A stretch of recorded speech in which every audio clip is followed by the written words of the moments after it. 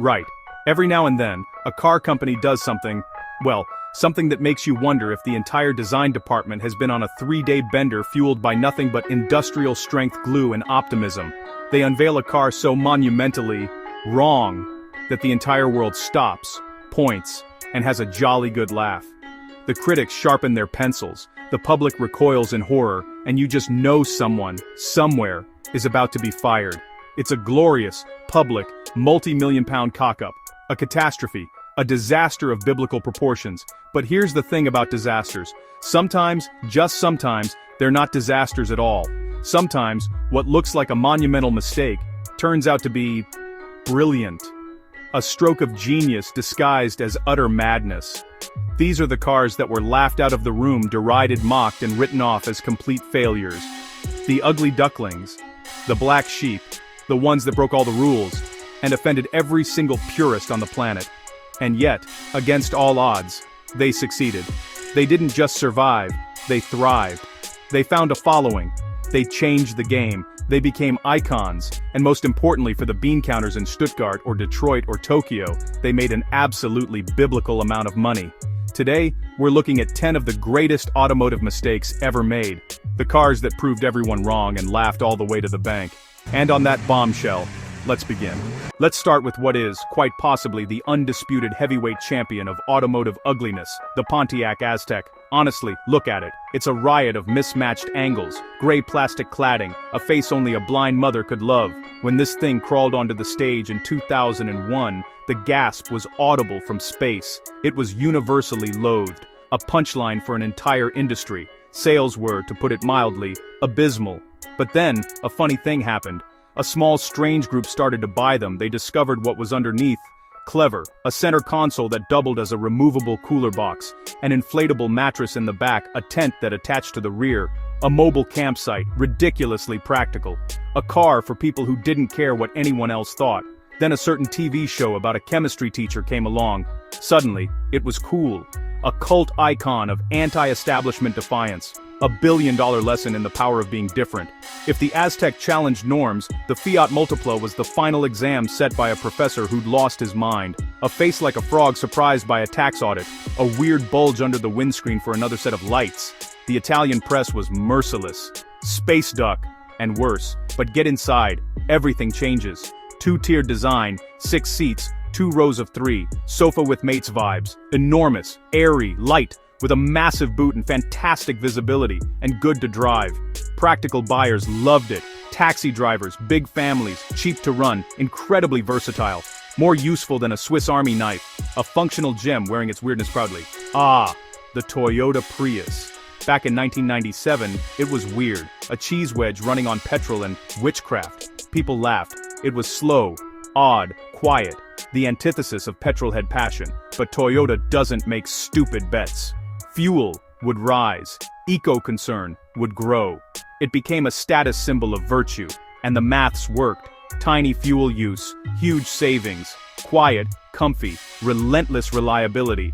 It launched a movement and made Toyota billions. Mercedes-Benz, solidity, safety, engineering prowess. Then their brand new A-Class fell over in Sweden during the Elk test, a global PR apocalypse. They halted production, recalled every car, and admitted they got it wrong. Then they worked around the clock. Stiffer suspension, different tires, and ESP as standard. It transformed the car and set a new safety benchmark.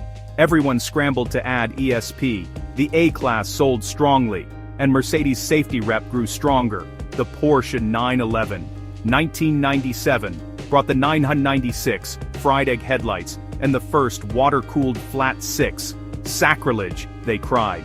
Not a 911, but it was smoother, quieter, more efficient, and the future needed water cooling. It brought new customers, a daily 911 that didn't leak oil and had working AC. Objectively better, and it sold. Best-selling 911 generation by miles. Profits secured Porsche's future. The fried eggs were golden eggs. For 60+ years, Corvette meant front V8, RRWD, plastic body. A blue-collar Ferrari slayer. Then Chevy put the engine in the middle. Betrayal, some said, not fashion. Physics. Mid-engine improves traction, acceleration, balance. sophisticated handling, supercar ferocity. Still, comfortable, and a relative bargain. Critics raved, customers queued. A world-class supercar born from betrayal. Sometimes saving a legend means tearing up the rulebook.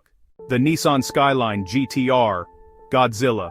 R35 arrived, no Skyline badge, a four-wheeled supercomputer with a dual clutch and wicked AWD, a PlayStation on wheels. Then people drove it, and jaws dropped. Physics-defying performance humbled cars 3-4x the price, even on the ring.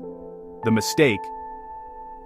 Tech focus became its greatest strength. The original Beetle was an icon. In 1998, VW brought it back, the new Beetle. Yes, a flower vase. Critics sneered, golf in a cute dress, but it made people smile. Sold big. Especially in America.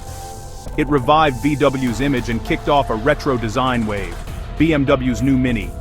Bigger, pricier, Q outrage. But it nailed the spirit. Wheel at each corner stance, cheeky charm, endlessly customizable, and a riot to drive. It created the premium small car segment and sold like mad. Subaru lifted a wagon, added AWD and cladding. Meet the Outback. Not a hardcore off-roader, but perfect for snow, dirt roads, and life.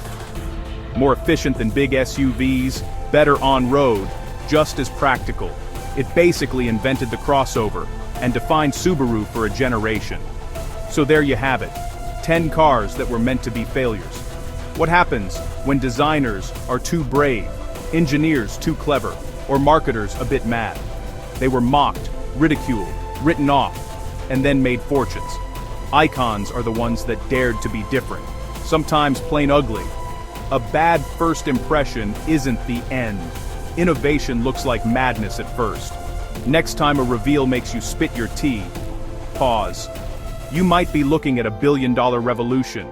And on that slightly profound bombshell, it is time to end. Thank you for watching. See you next time.